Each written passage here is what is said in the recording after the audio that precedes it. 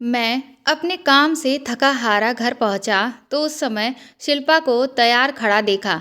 उसने लाल रंग की साड़ी पहन रखी थी जिसमें वो बहुत खूबसूरत लग रही थी। उसे देखकर मेरी सारी थकान दूर हो गई।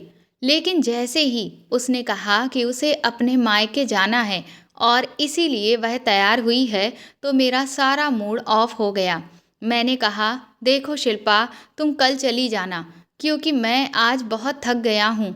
मैंने उसे रोकने की कोशिश की, लेकिन वह अपनी ज़िद पर ही अड़ी रही कि मुझे माँ की बहुत याद आ रही है। प्लीज़ आप मुझे छोड़कर आ जाएं। उसके इतना कहने पर मैंने हाँ कह दिया। हमारी शादी को भी 1 महीना ही हुआ था और वह लगभग हर हफ्ते ही मायके जाया करती थी। फिर भी उसका दिल नहीं भरता था। लेकिन मैं क्या करता? मुझे शिल्पा से बेइंतहा मोहब्बत हो गई थी, इसीलिए उसकी बात को टालना मुश्किल हो जाता था। मजबूरन मैंने उसे थोड़ा इंतज़ार करने को कहा और फ्रेश होकर उसके मायके पहुंच के वापस आ गया। उसने कहा था अगले दिन मैं उसे लेने आ जाऊं। मैं जल्दी से वापस लौटा क्योंकि मैं बहुत थका हुआ था और आज मेरी तबीयत भी कुछ ठीक नहीं लग रही थी। लेकिन मैं शिल्पा को इस बारे में बता नहीं पाया। मैंने जैसे ही अपने गेट के सामने अपनी कार रोकी तो अचानक मेरी नज़र मेरे पड़ोसी के घर की तरफ गई। तो मुझे अचानक जोर का झटका लगा क्योंकि उनकी छत पर एक साड़ी लटक रही थी और वह बिल्कुल वैसी ही साड़ी थी जो मैंने अभी अभी शिल्पा को पहने हुए देखा था। बिल्कुल वही रंग और वही प्रिंट कैसे हो सकता है? मैं मन ही मन सोचने लगा कि हो सकता है शिल्पा और भाभी ने एक साथ ही शॉपिंग की हो, इसीलिए एक जैसी साड़ी ले ली हो, क्योंकि साड़ी काफ़ी सुंदर है। फिर कुछ दिन बाद ही मैं शिल्पा को उसके मायके पहुंचाकर जैसे ही दोबारा घर पहुंचा तो दंग रह गया, क्योंकि मेरी पड़ोसी के टेरेस पर आज भी वही ड्रेस लटक रहा था जो आज शिल्पा ने पहना था। मुझे बहुत अजीब सा लगा, लेकिन इस बार मैंने इसे सिर्फ इत्तेफाक समझा और अपने काम पर लग गया। लेकिन जब तीसरी बार फिर से ऐसा ही हुआ तो मेरी सोच शक में बदल गई कि कहीं ऐसा तो नहीं कि शिल्पा मायके का बोलकर मेरे पड़ोसी के घर जाया करती हो। लेकिन ऐसा कैसे हो सकता है? लेकिन उस दिन मुझसे रहा ही नहीं गया और जिज्ञासा के मारे मैंने वापस अपने ससुराल की तरफ कार मोड़ दी। और मैं जैसे ही वहां पहुंचा तो देखा कि शिल्पा उसी ड्रेस में थी और मुझे देखकर हैरान रह गई थी। समर, आप अभी तक गए नहीं? उसने हैरानी से पूछा। तो मैं कुछ शर्मा सा गया और मन ही मन में खुद को कोसने लगा कि मैं कितनी बेवकूफ़ी भरी बातें सोच रहा था। शिल्पा के माँ बाप का घर तो हमारे घर से काफ़ी दूर था। भला वह वहाँ कैसे जा सकती थी? मैंने मन ही मन अपने आप को धिक्कारा और घर वापस लौट आया और ध्यान से अपने पड़ोसी राकेश के घर की तरफ देखा, जहाँ वही ड्रेस अभी तक लटका हुआ था। मुझे एक पल के लिए भी चैन नहीं आ रहा था। इत्तेफाक 1 या 2 बार हो सकता है, लेकिन बार बार नहीं। लेकिन मैं ये बात जुबान पर लाने से डरता था। अभी मेरी शादी को दिन ही कितने हुए थे और शिल्पा को मेरी बात से कितनी तकलीफ हो सकती थी, ये सोचकर मैं चुप हो गया। मुझे वह दिन याद आ रहा था जिस दिन मेरी शादी हुई थी और मैं शिल्पा को दुल्हन बनाकर घर ले आया था। उसी दिन मेरा पड़ोसी राकेश मेरे घर बधाई देने आया था और उसने माफ़ी मांगी कि वह शादी में नहीं आ सका क्योंकि आज उसकी भी शादी थी। उसकी बात सुनकर मुझे सुखद आश्चर्य हुआ। मैंने मुस्कुराकर उसे गले लगाकर बधाई दी और उसने लाए हुए मिठाई के डिब्बे में से एक लड्डू निकालकर जबरदस्ती मुझे खिलाया। वह बहुत खुश लग रहा था अपनी शादी से। खैर, खुश तो मैं भी बहुत था। मेरी भी लव कम अरेंज मैरिज थी। जब मैंने पहली बार शिल्पा को देखा था उसी वक्त उसे दिल दे बैठा था। वह मेरी कलीग नेहा से मिलने मेरे ऑफिस आई थी। दरअसल वह मेरी कलीग नेहा की दोस्त थी। मैं नेहा का सीनियर था, वो मेरी लीडरशिप में ही इंटर्न थी। मैं ऑफिस में अच्छी पोस्ट पर था और उन दोनों को शॉपिंग के बाद एक साथ लंच पर जाना था, जिसके लिए नेहा ने मुझसे पहले ही छुट्टी ले ली थी। इत्तेफाक से उस वक्त मुझे किसी काम से बाहर जाना था। जैसे ही मैं अपनी केबिन से निकला तो सीधा शिल्पा के ऊपर मेरी नज़र पड़ी और फिर मैंने उसे देखा तो देखता ही रह गया। वह इस तरह मुझे अपनी ओर देखता पाकर थोड़ी देर के लिए असहज महसूस करने लगी और मैंने जल्दी से अपनी नज़रों का रुख मोड़ लिया। मैं ना चाहते हुए भी वहाँ से निकल आया और जैसे ही मैंने पीछे मुड़कर देखा तो वह दोनों मेरे पीछे ही बातें करते हुए निकली थीं। शिल्पा नेहा की किसी बात पर खिलखिलाकर हंसी थी और उसके लंबे लंबे बाल हवा में लहराते हुए उसके चेहरे पर आ रहे थे, जिन्हें वह बार बार पीछे कर रही थी। मैंने मौका देखकर नेहा से कहा कि अगर वह चाहे तो मैं उन्हें लिफ्ट दे सकता हूँ, क्योंकि मुझे भी उसी तरफ जाना है जिधर वो जा रही हैं। मैंने झूठ बोला था, क्योंकि मुझे उस तरफ नहीं जाना था जिस तरफ उनका प्रोग्राम था, मगर दिल के हाथों मजबूर होकर मैंने उनसे ऐसा कहा था। मेरी बात पर नेहा बहुत खुश हुई और शिल्पा का हाथ पकड़कर कार में बैठ गई, लेकिन शिल्पा कुछ झिझकते हुए कार में बैठी थी। मेरा दिल तो जैसे हवाओं में उड़ने लगा था। बैक व्यू मिरर से मैं उसे ही देखे जा रहा था और मैंने उसी दिन ही फैसला कर लिया था कि अपना जीवन साथी सिर्फ और सिर्फ शिल्पा को ही बनाऊंगा। मैं उसकी मोहब्बत में इस तरह कैद हो चुका था कि मुझे सब्र भी ना हो सका और 4 दिन बाद ही मैंने नेहा से सब कुछ कह दिया। वह मेरी बात सुनकर बहुत खुश हो गई और उसी ने बताया कि शिल्पा एक लोअर मिडिल क्लास फैमिली से ताल्लुक़ रखती है और जॉब करके अपने माँ बाप की और अपने छोटे भाई बहनों की देखभाल करती है। मैंने उससे कहा कि मुझे उसके बैकग्राउंड से कोई मतलब नहीं, बस मुझे वह पसंद है। आप मुझे बताएं कि मैं कब शिल्पा के घर रिश्ते की बात करने जा सकता हूँ। मैंने पूछा तो उसने मुझे जल्द ही बताने का वादा किया और इसी तरह कुछ दिनों के बाद मैं अपने माँ बाप को लेकर उनके घर चला गया, जहाँ हमारा बड़े अच्छे से स्वागत किया गया और पहली मुलाकात में रिश्ता मंजूर कर लिया गया। मेरी खुशी का तो कोई ठिकाना ही नहीं रहा था। मेरे घर वाले भी तैयारी में जुट गए थे, क्योंकि वह मेरे साथ नहीं रहते थे, क्योंकि पापा को एक बीमारी थी जिसका इलाज दूसरे शहर के डॉक्टर से चल रहा था, जिस वजह से माँ पापा के साथ उसी शहर में रहती थी, जबकि मैं जॉब की वजह से दिल्ली में रहता था, जहाँ एक बहुत बड़ी कंपनी में मुझे एक बड़ी पोस्ट पर रखा गया था और ये बंगला कार सब उन्हीं की तरफ से था। मुझे बहुत अच्छा पैकेज दिया जाता था और बोनस वगैरह भी मिलता था और अगर कभी देश से बाहर जाना होता तो कंपनी और ज़्यादा पैसा देती थी। मैं अपनी जॉब और लाइफस्टाइल से बहुत खुश था और जब से शिल्पा मेरी ज़िंदगी में आई थी तब से तो लगता था कि कोई कमी नहीं थी मेरी ज़िंदगी में। मैं हर वक्त भगवान का शुक्रिया अदा करता था। शिल्पा भी मेरा बहुत ख्याल रखा करती थी और वह हर तरह से एक बेहतरीन लाइफ पार्टनर साबित हुई थी। लेकिन जब से ये एक जैसे कपड़ों वाला सिलसिला शुरू हो गया था, मेरी तो रातों की नींद हराम हो गई थी। अब तो मैं शिल्पा से बात भी नहीं कर पाता था। वह जब भी मायके जाने का कहती तो मुझे बहुत गुस्सा आता था।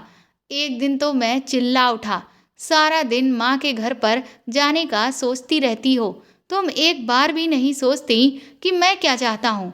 मेरी आवाज़ उस वक्त तेज हो गई थी, जिसे सुनकर वो कहने लगी, क्या हुआ, मुझसे कोई गलती हुई है क्या? वो अचानक से रोने लगी और उसके खूबसूरत चेहरे पर डर के निशान थे, जैसे उसने कोई डरावनी चीज़ देख ली हो। मेरा दिल उसे इस तरह से देखकर पिघल गया और मैंने अपने स्वभाव के लिए उससे माफ़ी मांगी और कुछ ही देर के बाद मैं उसे उसके मायके छोड़कर वापस आ गया। लेकिन लौटते समय वही कपड़े मुझे राकेश के घर पर लटकते हुए दिखाई दिए, जो शिल्पा ने इधर से जाते समय पहने थे। मुझे डर लगने लगा था। मैंने अपने चेहरे को हाथों से छुपा लिया था। ऐसा लग रहा था जैसे कोई मेरे सिर पर हथौड़े बरसा रहा हो। हर बार मैं सच्चाई जानने के लिए वापस शिल्पा के मायके जाया करता और शिल्पा और उसके घर वाले मुझे अजीब नज़रों से देखा करते और मैं कोई ना कोई बहाना बनाकर उल्टे कदमों से वहां से वापस आ जाता। ये क्या हो रहा था मेरे साथ, मुझे कुछ समझ में नहीं आ रहा था। शिल्पा भी अब मुझसे नाराज रहने लगी थी। मैं सारा दिन चिड़चिड़ा रहने लगा था। ऑफिस में भी लोग मेरी शिकायत करने लगे थे। मगर ये नौकरी चली जाती तो मैं कहीं का नहीं रहता। इसलिए मुझे अपने दिल और दिमाग को तरोताज़ा करना पड़ता था। मगर जिसके दिलो दिमाग में इतना कुछ चल रहा हो, वह भला ठीक कैसे रह सकता था। मजबूरन फिर मैंने बीमारी का बहाना करके 2 हफ्ते की छुट्टी ले ली। उन्हीं दिनों में मैंने नोटिस किया कि शिल्पा कुछ परेशान और चिंतित लग रही थी। कभी कभी मुझे लगता था कि वह रात को कमरे से कहीं चली जाती थी और जब मैं उठकर पूरे घर में उसे ढूंढता तो कहीं भी ना मिलती। मजबूरन जैसे ही मैं कमरे में वापस आता तो वह बेड पर सो रही होती थी। एक रात मैंने उसे जगाया और पूछा, शिल्पा तुम कहाँ चली गई थीं? तब उसने आश्चर्य से मेरी ओर देखा और बोली, समर आपको दिखाई नहीं देता? मैं तो सो रही थी, बल्कि बाहर से तो आप आ रहे हैं। शायद वह उल्टा मुझे शक भरी नज़रों से देखने लगी थी। इस बात पर मैं चुप हो गया और कोई जवाब दिए बिना अपनी जगह पर वापस लेट गया। मुझे लगने लगा हो सकता है मैंने कोई सपना देखा हो। उस दिन के बाद से शिल्पा उखड़ी उखड़ी सी रहने लगी थी। मैंने उससे कई बार पूछा कि क्या परेशानी है, तो वह अजीब सी नज़रों से मुझे देखती और कहती, क्या हुआ है आपको? मुझे आपकी दिमाग की हालत ठीक नहीं लगती।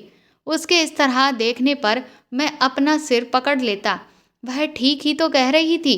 मैं आजकल बहुत ही उल्टी सीधी बातें ही तो करता रहता था, पर इस बार मैंने सोच लिया था कि इस रहस्य को तो सुलझाना ही पड़ेगा। और जैसे ही मैं शिल्पा को मायके छोड़कर वापस आया तो देखा कि हमेशा की तरह वही सेम कपड़े राकेश के घर के छत पर लटके हुए थे। कुछ सोचकर मैं अंदर गया और सीढ़ियां चढ़कर सीधा छत पर आ गया। मेरी और राकेश की छत बिल्कुल मिली हुई थी। मैंने चारों ओर देखा, फिर मैं उसकी छत पर गया और तार पर टंगे कपड़े को हाथ लगाकर देखा। वह ताज़ा ताज़ा धुले हुए थे, उनमें से पानी टपक रहा था।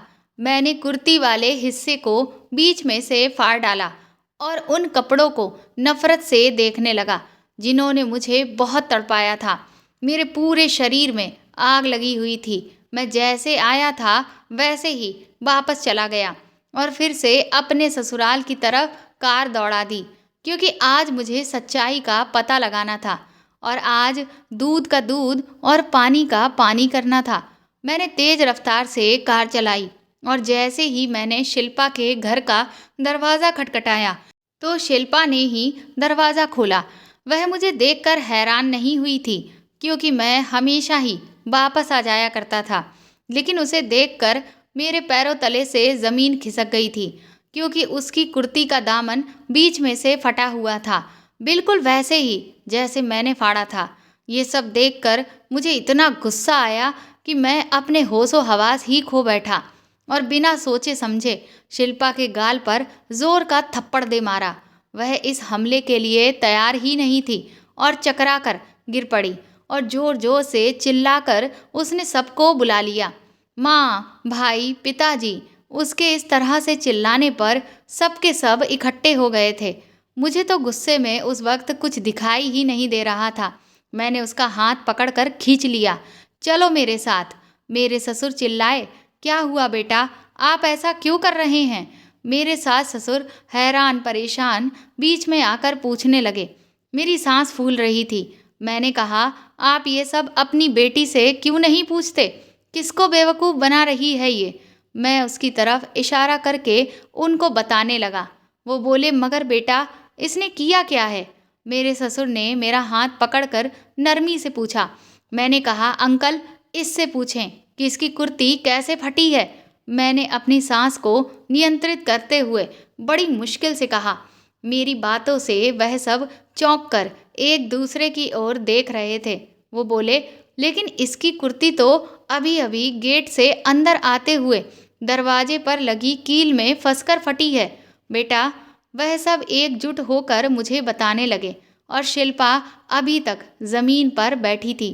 मैंने कहा, ये नहीं हो सकता, आप सब इसके साथ मिले हुए हैं, इसके झूठ में इसका साथ दे रहे हैं। मैं अब अपने आपे से बाहर हो चुका था और शिल्पा को जबरदस्ती घसीटते हुए वहां से ले आया। उसके माता पिता गिड़गिड़ाने लगे, लेकिन मुझे अपने गुस्से के आगे कुछ सुनाई नहीं दे रहा था। शिल्पा पूरे रास्ते रोती रही, लेकिन मुझे अब उस पर जरा सी भी दया नहीं आ रही थी। घर पहुंचकर मैंने उसके बालों को पकड़ा और बोला, बताओ, क्या चक्कर है तुम्हारा राकेश के साथ? अब वह चीखते हुए बोली, ये आप क्या कह रहे हैं? लेकिन मुझे उसकी कोई परवाह नहीं थी। मेरी बात सुनकर उसके चेहरे का रंग उड़ चुका था। ये क्या पागलपन है? आप इतना गलत कैसे सोच सकते हैं? मैं कोई बेवकूफ़ इंसान नहीं था जो आंखों देखी मक्खी निगल लेता, मगर वह लगातार इनकार करते ही चली जा रही थी और मेरा गुस्से से बुरा हाल था। मैंने उसे कहा, अगर वह सच बता देगी तो मैं उसे कुछ नहीं कहूँगा, बस वह एक बार अपनी बात मान ले।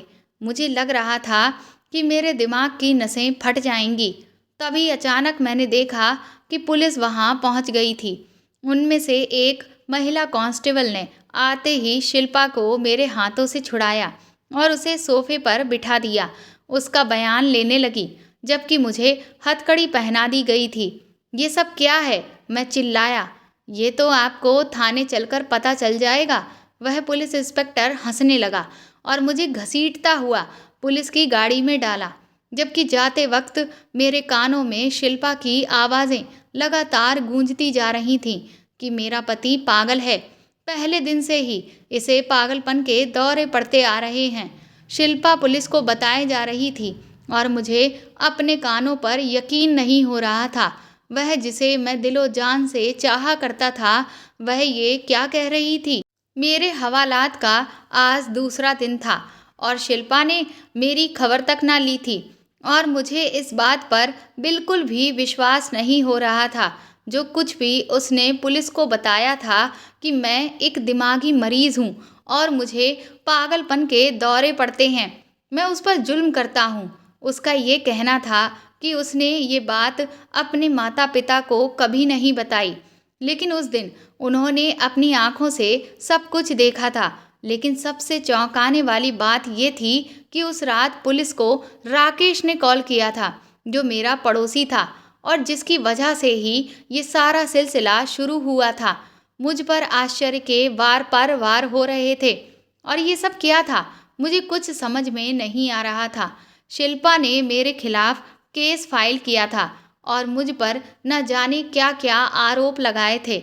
मेरे माता पिता बहुत कोशिश कर रहे थे, लेकिन मेरी जमानत नहीं हो पा रही थी। मामले के अनुसार मेरा मेडिकल चेकअप होना था और रिपोर्ट आने के बाद ही मेरी जमानत हो सकती थी। और 2 दिन बाद जब मनोचिकित्सक ने मुझसे सवाल पूछे तो मैंने उनको सारा किस्सा सुना दिया, जिसे सुनकर वह भी मुझे ऐसी नज़रों से देखने लगे कि जैसे मैं कोई पागल हूँ। और उनके इस तरह देखने पर मुझे फिर अचानक गुस्सा आ गया। मैंने कहा, आपको क्या लगता है मैं पागल हूँ? मैंने गुस्से में आकर पूछा तो वह मुझे समझाने लगे, देखिए मिस्टर समर, आप जो किस्सा बता रहे हैं वह नामुमकिन सी बात है। इत्तेफाक 1 या 2 बार हो सकता है, लेकिन बार बार नहीं। वह बड़े ही आराम से कह रहा था, बल्कि मेरी सांसें बढ़ने लगी थीं। डॉक्टर साहब, यही तो मैं समझा रहा हूँ, वह इत्तेफाक नहीं था।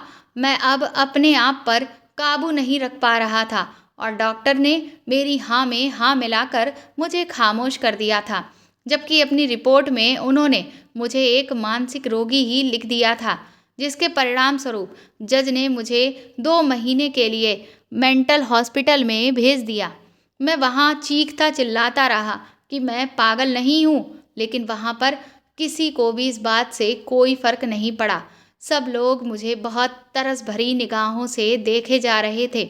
मुझे अस्पताल में भी हर जगह यही सुनना पड़ा, बेचारा कितना सुंदर नौजवान है, देखो ना, जाने क्या सदमा लगा है कि अपने होश खो बैठा है, जबकि मैं सचमुच पागलों की तरह बुद्धू बना बैठा था।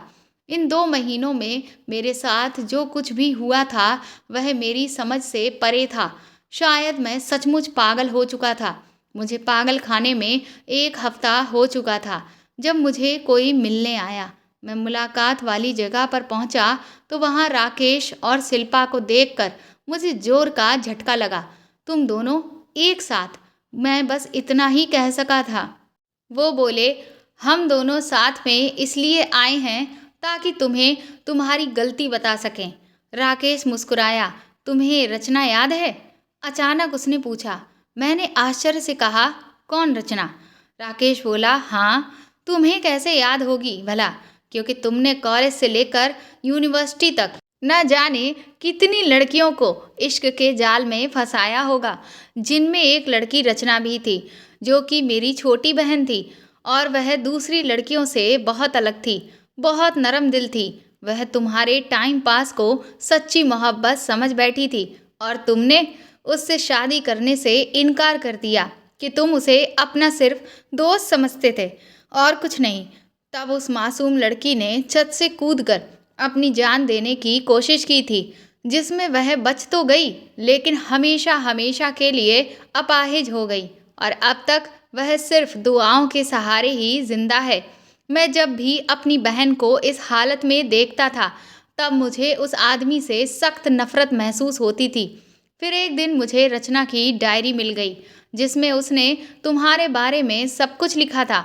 और उसी दिन मैंने तुमसे बदला लेने का फैसला किया कि मैं तुम्हें बर्बाद कर देना चाहता था। सबसे पहले तो मैंने तुम्हारे घर के बगल में घर खरीद लिया। शिल्पा, जो मेरे ही ऑफिस में काम किया करती थी, ये मुश्किल से अपने घर का खर्च चलाती थी, लेकिन ये बहुत खूबसूरत थी। इसलिए मैंने शिल्पा को एक बड़ी रकम के बदले में ये सब नाटक करने को कहा था। और मेरी खुशी का ठिकाना तब ना रहा था जब तुमने शिल्पा को पहली ही नज़र में पसंद कर लिया था। मुझे पता था कि तुम शिल्पा जैसी खूबसूरत लड़की को कभी इग्नोर नहीं कर सकते। तुमने शिल्पा से शादी कर ली। फिर मैंने जो प्लान बनाया था उसको अंजाम देना शुरू कर दिया। पहले तो तुमने कई दिन तक मेरे घर की तरफ नहीं देखा, मगर एक दिन तुम्हारी भटकती हुई नज़र मेरे छत पर पड़ गई, जो कि तुम्हारी बर्बादी का कारण बनी। और यही नहीं, मैंने शिल्पा को कुछ ऐसी दवाइयाँ भी दी थीं जिससे तुम अपना होश खो बैठो और तुम्हें गुस्सा आता रहे, ताकि हर कोई तुमको पागल समझे। ये सब बताते हुए वह बहुत खुश लग रहा था। उसके होठों पर उपहास भरी हंसी थी, जबकि शिल्पा खामोश खड़ी हुई थी। मुझे धीरे धीरे सब कुछ याद आने लगा था। अब मुझे गुस्सा नहीं आया करता था, क्योंकि मैं एक नरम स्वभाव का बंदा था और ये सब राकेश की दी हुई दवाइयों का ही असर था, जबकि यहाँ मुझे शांत रहने की दवाई दी जाती थी। अब मुझे पागलपन के दौरे नहीं पड़ते थे और आज भी मैं पूरे होशो हवास में था। मैंने बड़ी मुश्किल से अपना मुंह खोला और बोला, रचना के साथ जो कुछ हुआ उसका मुझे बहुत अफसोस है, लेकिन तुमने बहुत बड़ी भूल कर दी है राकेश। रचना और मैं क्लासमेट थे, लेकिन रचना जिस समर को चाहती थी वह हमसे सीनियर था। मेरी तो रचना से कभी हाय हेलो भी नहीं हुई थी। वह हर वक्त फाइनल ईयर के समर के साथ दिखाई देती थी, जो एक अमीर बाप की बिगड़ी हुई औलाद थी, और हर रोज़ एक नई लड़की को फंसाता था। मुझे कुछ पता नहीं था कि रचना ने यूनिवर्सिटी आना क्यों बंद कर दिया था। मुझे बस अपनी पढ़ाई से मतलब था। और जब तुमने रचना की डायरी में समर नाम लिखा देखा, तब बदकिस्मती से उसके क्लास में जो समर था वह मैं था। तुमने बस उसके क्लास में देखकर मुझे समझ लिया कि मैं ही वह समर हूँ और आ गए मेरी ज़िंदगी बर्बाद करने। अरे कम से कम एक बार किसी से पूछ तो लेते कि रचना के साथ कौन होता था। दर्द से मेरा बुरा हाल था। मुझे उस गुनाह की सज़ा मिली थी जो मैंने किया ही नहीं था। मेरी कहानी सुनकर राकेश और शिल्पा सदमे में आ चुके थे। उन दोनों के चेहरे देखने लायक थे, जबकि मैं संतुष्ट था कि मैंने कोई गुनाह नहीं किया था। उस दिन तो वह दोनों चले गए। और 3 दिन बाद ही मुझे छोड़ दिया गया। राकेश और शिल्पा ने अपना गुनाह कबूल कर लिया था। जब मुझे पता चला तो मैंने जल्दी से अपने वकील से बात की और उन दोनों को माफ़ कर दिया। मैं जानता था उन्होंने अपराध किया था, लेकिन शिल्पा ने गरीबी से तंग आकर ये ऑफ़र कबूल किया था। वह अपने बीमार पिता की दवाइयाँ और घर का खर्चा पूरा नहीं कर पा रही थी और राकेश ने बदले की आग में ये सब किया था। मैं अपने घर वापस लौट चुका था, लेकिन मैं उस वक्त चौंक गया जब वहाँ मैंने शिल्पा को मेरा इंतज़ार करते हुए पाया। शिल्पा, तुम यहाँ? हाँ समर, मैं आपकी गुनाहगार हूँ। मुझे माफ़ कर दो और अगर तुम्हारे दिल में मेरे लिए थोड़ी सी भी जगह है तो मुझे अपने जीवन से मत निकालो। मुझे आपसे मोहब्बत हो गई है। समर, आप जैसा इंसान मैंने आज तक मेरी ज़िंदगी में कभी नहीं देखा। मैं आपको बिल्कुल भी खोना नहीं चाहती हूँ। वह सिसकते हुए मेरे कदमों में गिर गई थी। उसका पूरा शरीर कांप रहा था। मैं उससे नफ़रत करने की लाख कोशिश करता रहा, लेकिन ये दिल उसके एक आंसू से ही पिघल चुका था। वह अभी मेरी महबूबा थी। मैंने उसके कंधों को पकड़कर उसे उठाया और उसके आंसू पोंछे। शिल्पा, अगर तुम वाकई अपने किए पर शर्मिंदा हो तो मैं तुम्हें माफ़ करता हूँ, मगर ये याद रखना कि मैं भी एक इंसान हूँ, शायद बार बार माफ़ ना कर सकूँ। मेरी बातों पर वह फूट फूट कर रोने लगी और मैंने दिल में यह सोचा कि ये पछतावे के आंसू हैं। इसका मतलब है कि शिल्पा को सच में मुझसे मोहब्बत हो गई थी। मैंने भगवान का शुक्रिया अदा किया जिसने मुझे मेरा मान और सम्मान वापस दिला दिया था, वरना एक गलतफहमी के आधार पर मेरी पूरी ज़िंदगी तबाह होने जा रही थी। इसीलिए बड़े बुजुर्ग कहते हैं कि कोई भी कार्य सोच समझ कर करना चाहिए। तो दोस्तों, आपको ये कहानी कैसी लगी कमेंट करके ज़रूर बताएं और प्लीज़ इस कहानी को ज़्यादा से ज़्यादा शेयर और लाइक करें। साथ ही अगर आप चाहें तो मुझे सुपर थैंक्स भी दे सकते हैं। अगर आप चैनल पर नए हैं तो सब्सक्राइब करके बेल आइकन को ज़रूर दबा दें ताकि आगे भी मैं आपको ऐसी ही अच्छी कहानियाँ सुनाती रहूँ। Thank you.